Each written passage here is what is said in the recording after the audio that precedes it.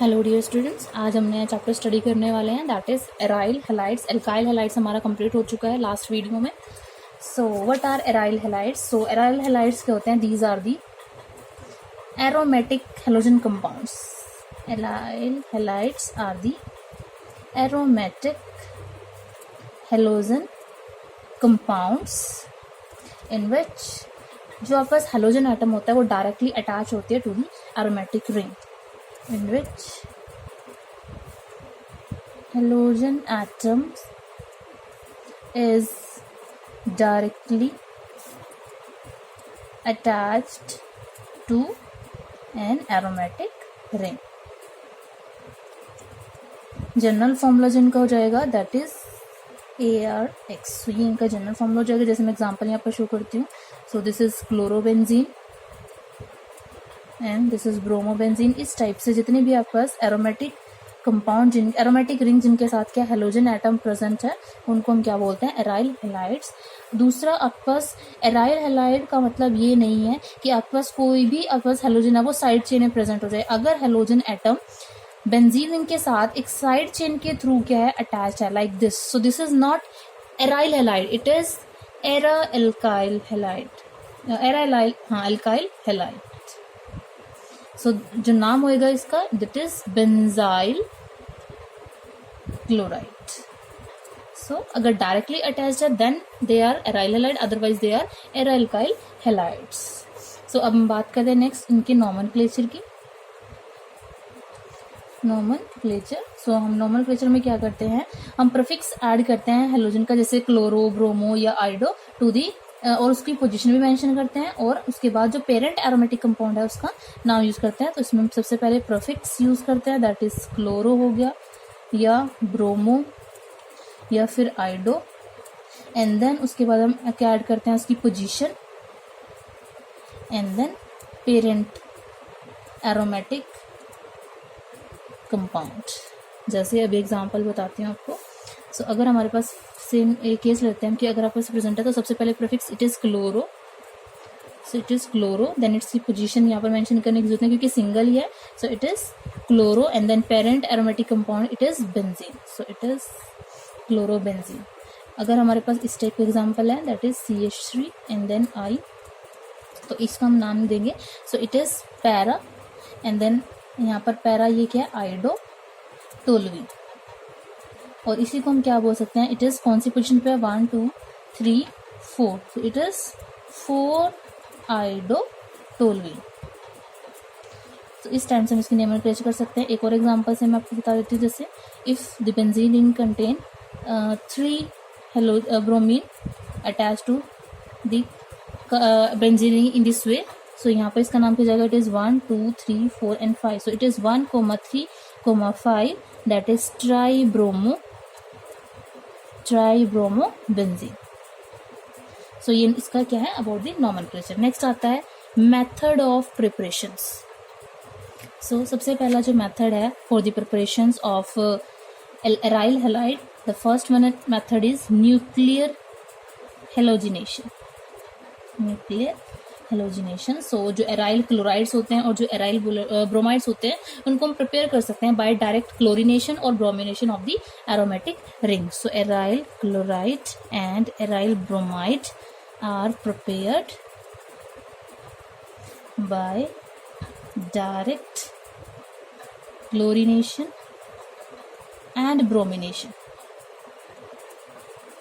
Of aromatic ring. अब इसके लिए जो रिएक्शन कंडीशंस होती हैं वो आपके पास क्या है?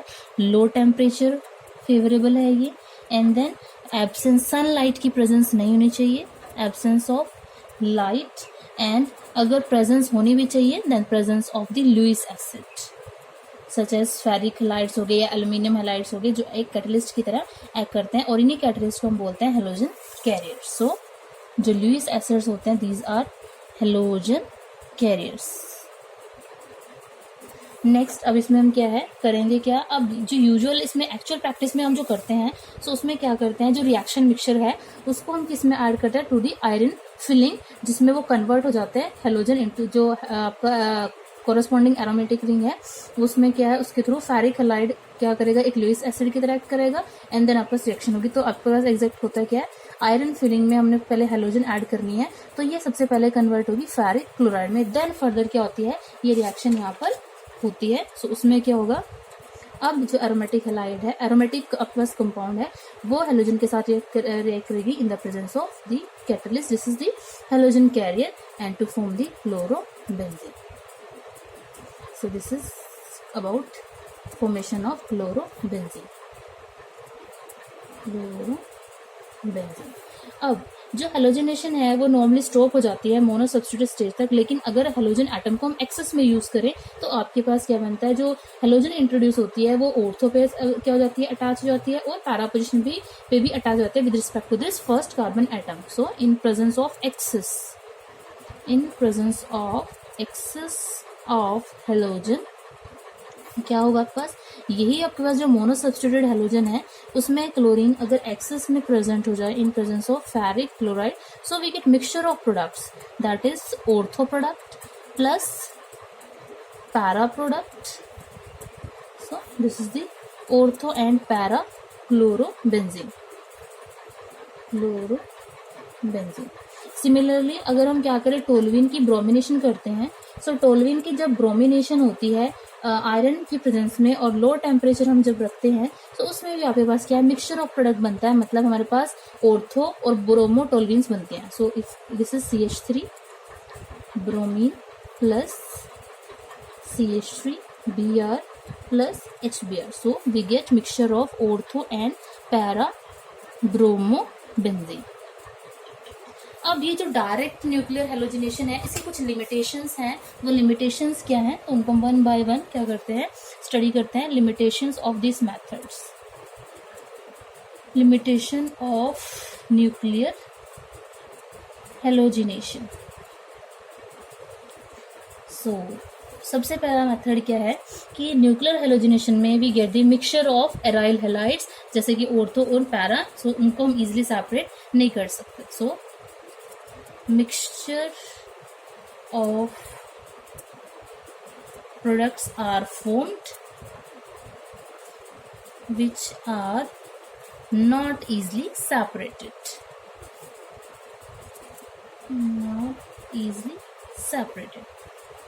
दूसरा क्या है आपके पास कि आपके पास इस मेथड में ये पॉसिबल नहीं है कि हम एक एराइल हैलाइड को फिर स्पेसिफिक ओरिएंटेशन सब्सटेंट के साथ क्या करें, बना सके, क्योंकि हमें अगर मेटा ब्रोमो टोल्यूइन है वो प्रिपेयर करनी है, तो वो डायरेक्ट ब्रोमिनेशन जो टोल्यूइन के हम करते हैं उससे प्रिपेयर नहीं हो सकती, क्योंकि जो मिथाइल ग्रुप है वो क्या है, वो ऑर्थो पैरा डायरेक्टिंग है। सो यहाँ पर क्या आएगा, it is not possible to prepare aryl halide with specific orientation। so जैसे हमें टोल्यूइन से, जो आपके पास टोल्यूइन है उससे मेटा प्रोडक्ट बनाना है, तो यहाँ पॉसिबल ही नहीं है, क्योंकि जो मिथाइल ग्रुप ऑलरेडी अटैच होगा वो ऑर्थो पैरा डायरेक्टिंग है, तो यहाँ पर इस मेथड की लिमिटेशन आती है।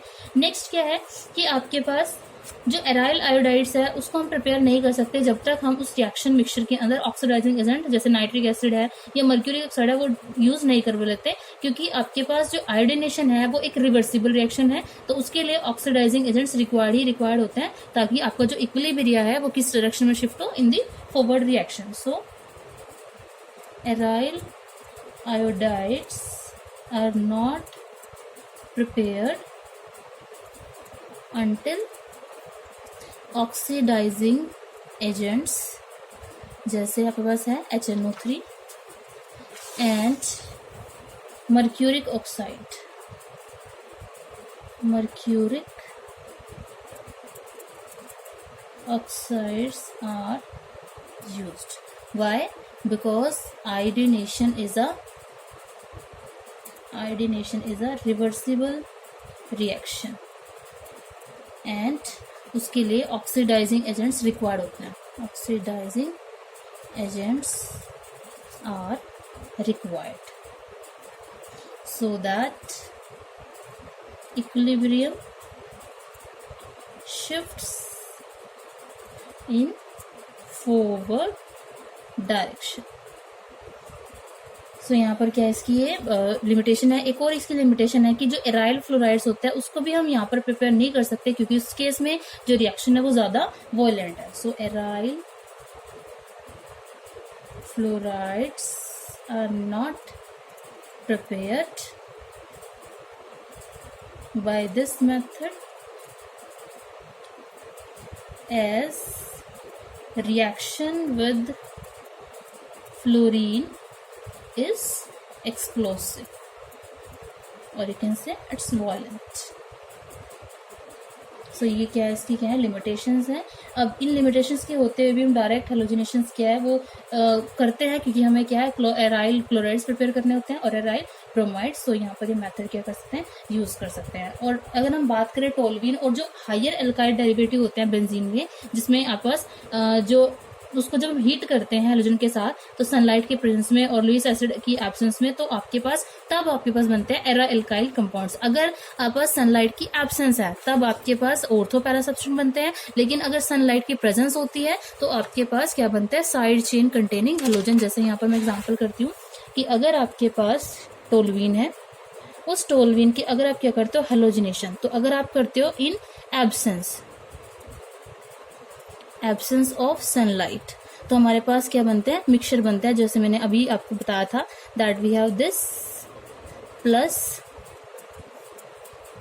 This type of mixture Cl, sorry it is Cl plus HCl, that is in absence of, but if it done in presence of sunlight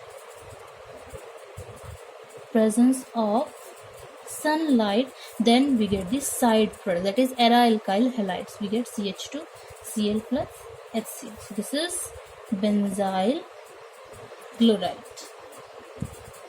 और अगर इसी में हम फर्दर क्या कर लेते हैं, हेलोजन ऐड करते रहते हैं एक्सेस में, तो आपके पास 1 by 1 ये हाइड्रोजन यहाँ से रिप्लेस होती रहेगी, तो हमारे पास क्या बनेगा, that is CHCl2।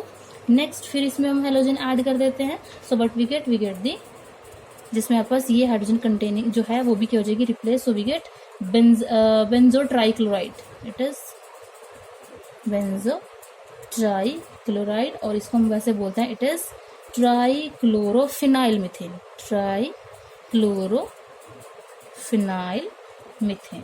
And it is dichlorophenyl methane. और इसको एक कॉमनली को नाम से जानते हैं, दैट इज बेंजल क्लोराइड, क्योंकि बेंजीन के ऊपर अगर CH ग्रुप प्रेजेंट होता है उसको हम बेंजल बोलते हैं। नेक्स्ट मेथड है फ्रोम डायजोनियम सॉल्ट। ये हमने पढ़ा है method of chemical properties of diazonium salts में भी। सो फ्रॉम डायजोनियम सॉल्ट क्या है कि आपके पास डायजोनियम सॉल्ट अगर हम लें हैविंग फॉर्मूला बेंजीन के साथ we have N2 plus Cl negative. So यहाँ पर क्या है, in presence of copper chloride and HCl और copper bromide and HBr, what we get chlorobenzene in this case plus nitrogen, and we get bromobenzene plus nitrogen plus copper chloride. So यहाँ पर इस type से क्या बनता है आपके पास कंपाउंड, एंड इस रिएक्शन को हम बोलते हैं that is Sandmeyer reaction, Sandmeyer's reactions, and this is benzene diazonium chloride, prepare chlorobenzene and this is bromobenzene.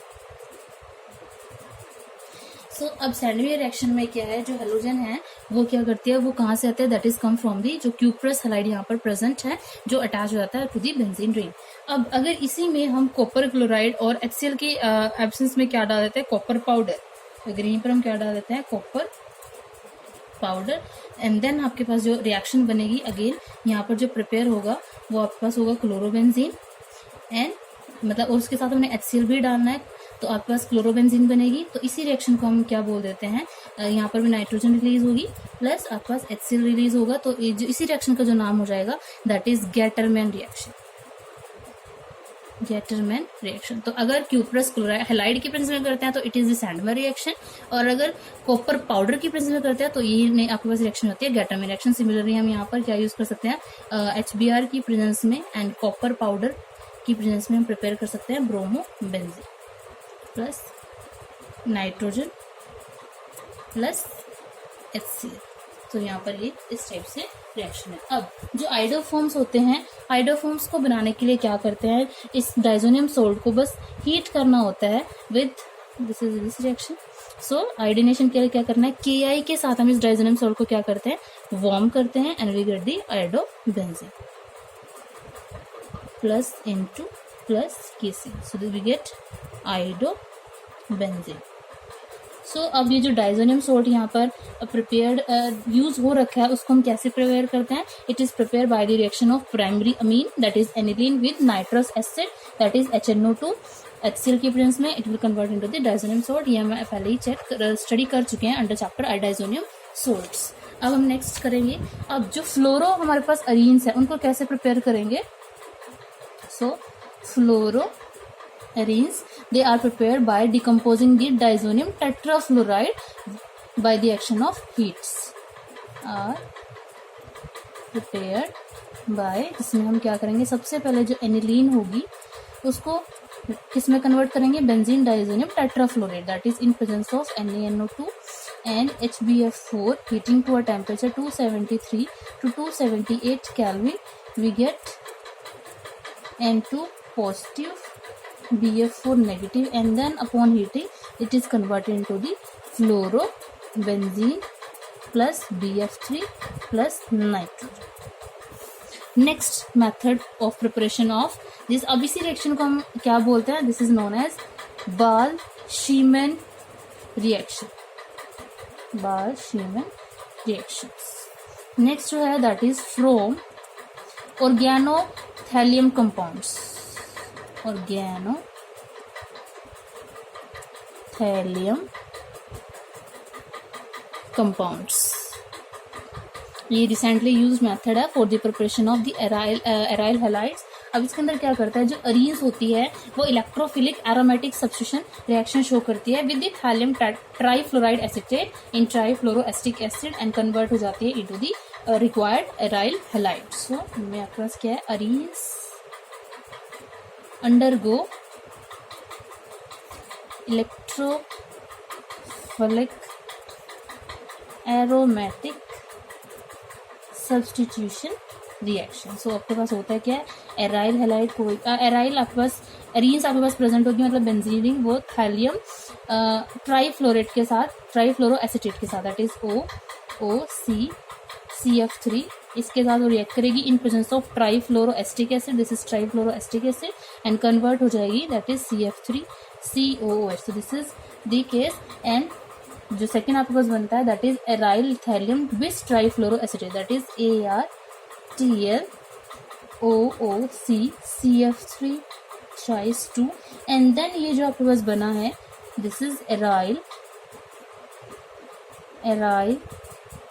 Thallium बिस, क्योंकि यहाँ पर 2 है, bis trifluoro acetate, then this is heated with potassium iodide ArTlOOCCF3 twice plus Ki in presence of water and we get the aryl iodide plus trifluoroacetic acid। तो यहाँ पर हम क्या कर सकते हैं, प्रिपेयर कर सकते हैं। अब ये जो मोस्ट इम्पॉर्टेंट एस्पेक्ट होता है इस एरोमेटिक थैलेशन रिएक्शन का, दैट की जो आपके पास ये रिएक्शन है वो हाईली स्पेसिफिक मैनर में होती है। So it is follow the highly specific manner, जो भी इसके ऊपर ऑलरेडी ग्रुप प्रेजेंट होता है उसके रिस्पेक्ट में।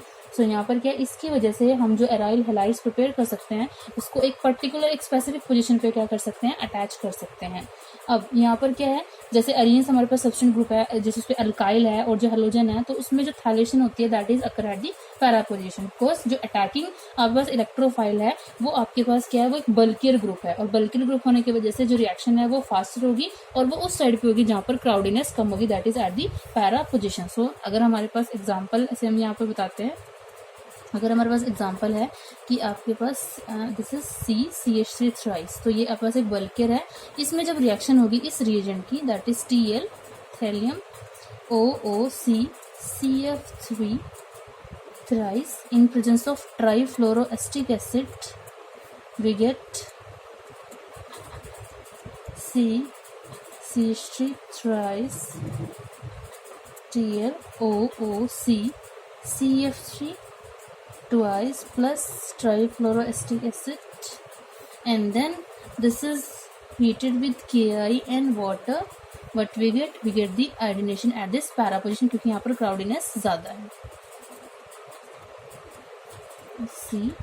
CH3 thrice plus CF3 COH. तो यहाँ पर क्या है, ये रिएक्शन है. अब अगर इसी को हम कर देते हैं हाई टेम्परेचर पे, तो यही मैकेनिज्म आपके पास जो रिएक्शन है वो हो जाएगी एट दी मेटा पोजिशन. सो यहाँ पर जो लो टेम्परेचर है that will give the para product and high temperature that will give the Meta product. तो ये एक स्पेसिफिक मैनर में हो रही है, दैट इज ये हाईली स्पेसिफिक रिएक्शन मैकेनिज्म है.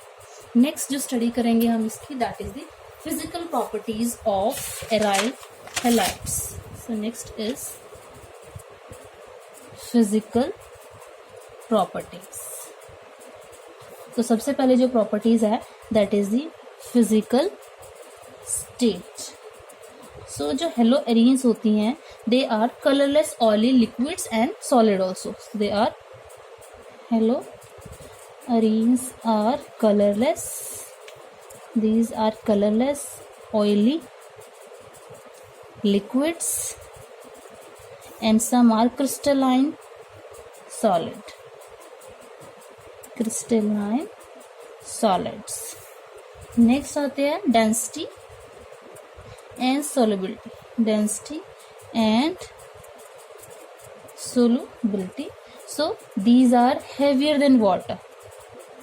Heavier than water and insoluble. और वाटर में ये क्या होती है, इनसोलुबल होती है, बिकॉज इसमें एरोमेटिक पार्ट होता है.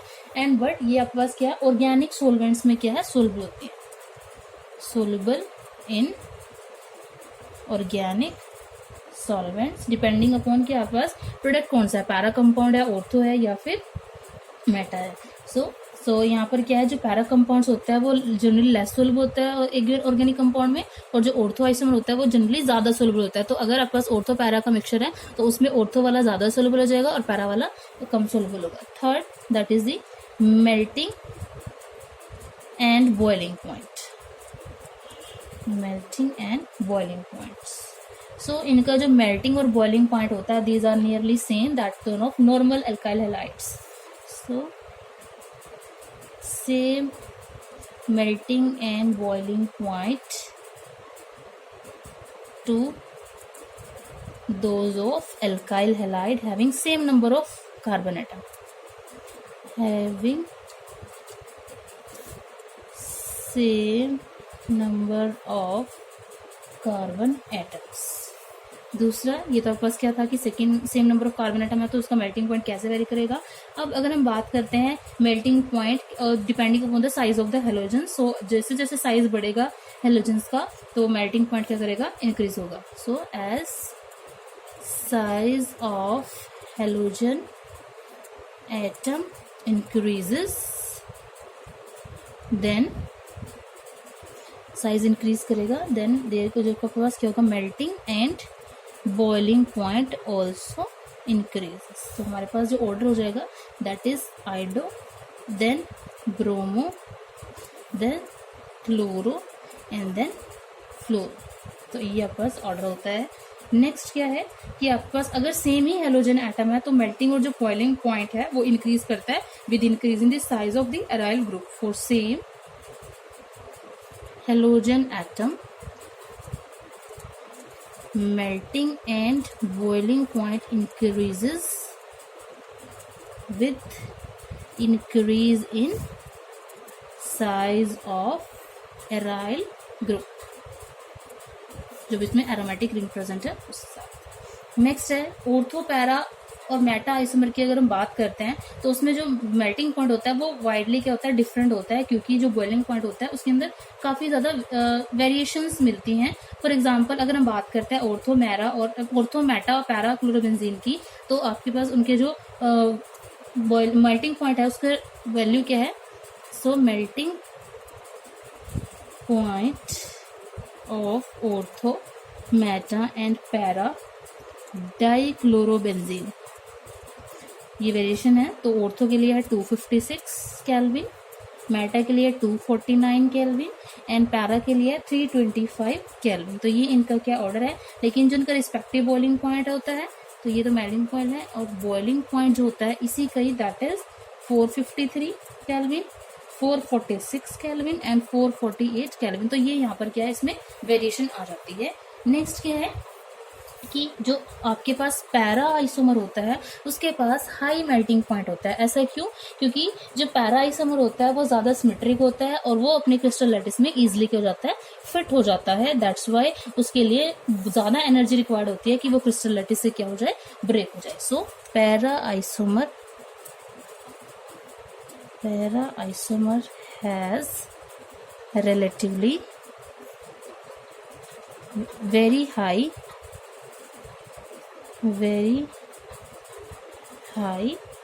melting point due to symmetrical shape and it fits better in crystal lattice, therefore much more energy is required to break the crystal lattice. So ये था about its physical properties. Next है that is the chemical properties of aryl halides. So unlike aryl halides, जो aryl halides होते हैं वो nucleophilic substitution reaction देते हैं, उन्हीं के साथ जिसमें आपके पास क्या होता है, सुटेबल रिएजेंट्स प्रेजेंट होते हैं और उसके साथ साथ ये कुछ एरोमेटिक रिएक्शन शो करते हैं एरोमेटिक रिंग के towards the electrophilic substitution reaction. तो सबसे पहले जो शो करते हैं that is nucleophilic substitution reaction, दूसरा they show aromatic substitution reaction, और कुछ अदर रिएक्शंस भी हैं वो हम स्टडी करेंगे, अदर रिएक्शन ऑल्सो। तो सबसे पहले हम बात कर लेते हैं about the nucleophilic substitution reaction. So उसमें आपके पास क्या है, जो एराइल हैलाइड्स होते हैं वो आपके पास क्या करते हैं, ऑर्डिनरी कंडीशंस पे वो ये रिएक्शन शो नहीं करते, बट उसके लिए हमें क्या करने होते हैं, स्ट्रॉन्ग कंडीशंस यहाँ पर रिक्वायर्ड होती हैं। स्ट्रॉन्ग कंडीशंस की प्रेजेंस में एरोमेटिक जो रिंग होती है वो सब्स्टिट्यूट हो जाती है by the different group. So सबसे पहले जो इसमें रिएक्शन आती है that is replacement by hydroxyl group. So इसमें क्या होता है, आपके पास जो भी एरोमेटिक हैलाइड है, जैसे यहाँ पर क्लोरोबेंजीन है, it will react with a strong base like NaOH which is a aqueous in solution and heating to a temperature 623 Kelvin and आपके पास एक हाई प्रेशर रिक्वायर्ड होता है। देन ये जो आपके पास क्लोरीन है ये रिप्लेस हो जाती है by the hydroxyl group plus NaCl, so we get phenol from chlorobenzene. दूसरा है replacement by amino group, so इस केस में क्या है, हमारे पास जो एराइल हैलाइड है, जैसे हमारे पास क्लोरोबेंजीन है, इस क्लोरोबेंजीन को हम क्या करते हैं, हीट करते हैं एक अंडर हाई प्रेशर में इन प्रेजेंस अमोनिया के साथ एंड दी Cu2O, एंड वो किस में कन्वर्ट हो जाता है, आपके पास halogen group that is converted into the NH2 group. So 2 it is heated with ammonia and this copper oxide heating to a temperature 473 Kelvin and high pressure it will convert into the aniline NH2 plus copper chloride plus water। सो यहाँ पर क्या है, similar reaction एक और है जिसमें आपके पास अगर हम यहाँ पर लेते हैं ब्रोमोबेंजीन, सो ब्रोमोबेंजीन क्या है, it will react with potassium that is a strong base. आपके पास पोटाशियम क्या है, अमाइड है, और यहाँ पर लिक्विड अमोनिया की प्रेजेंस में ये क्या कर जाती है, it is converted into the aniline NH2 plus KBr। सो ये डिफरेंट रिएक्शन है। नेक्स्ट जो इसमें ही रिएक्शन आती है that is replacement by cyano group, replacement by cyano group. तो उसमें क्या आपके पास, जो आपके पास हेलोजन है एरोमेटिक रिंग पे, वो क्या है, अगर उसको हम ट्रीट कराते हैं कॉपर साइनाइड के साथ, हीट करेंगे एक टेम्परेचर दैट इज 473, क्योंकि हमने स्ट्रांगली कंडीशंस यहाँ पर रखनी है, और बेस जो यहाँ पर यूज करना है that is pyridine, it will convert into the cyano benzene plus copper, this is CN, cyano benzene plus copper bromide. और ये आपके पास क्या एक इम्पॉर्टेंट इंटरमीडिएट है for the preparation of large number of organic compounds. Next आता है इसी में effect of substituents on reactivity of aryl halide towards nucleophilic substitution reactions। So effect of substance में क्या है कि अगर इलेक्ट्रॉन विड्रॉइंग सब्सटेंस प्रेजेंट हो गया लाइक नाइट्रोसाइनो और इस टाइप के, तो ये ड्रिंक को एक्टिवेट कर देते हैं। जैसे अगर एक को प्रेजेंट है तो आपके पास 15% स्ट्रॉन्ग बेस रिक्वायर्ड है, लेकिन अगर 2 ग्रुप हो जाते हैं तो समवट लेसर यहाँ पर यूज होता है ये सोडियम कार्बोनेट। और अगर 3 इलेक्ट्रॉन विड्रॉइंग प्रेजेंट होता है तो सिर्फ उसको वाटर के साथ हीट करो, वो कन्वर्ट हो जाता है फर्दर पिक्रिक एसिड में। तो ये यहाँ पर इफेक्ट है कि electron withdrawing substance aryl ring को एक्टिवेट कर देता है, लेकिन जो इलेक्ट्रॉन रिलीजिंग ग्रुप्स होते हैं वो क्या करते हैं, वो एराइल रिंग को डीएक्टिवेट करते हैं, लाइक NH2 हो गया, OH हो गया, OR हो गया। और जो ये इफेक्ट करेंगे, जो डीएक्टिवेट करते हैं, चाहे वो एक्टिवेट करे या डीएक्टिवेट करे, that is at majorly at the ortho and para position. Thank you.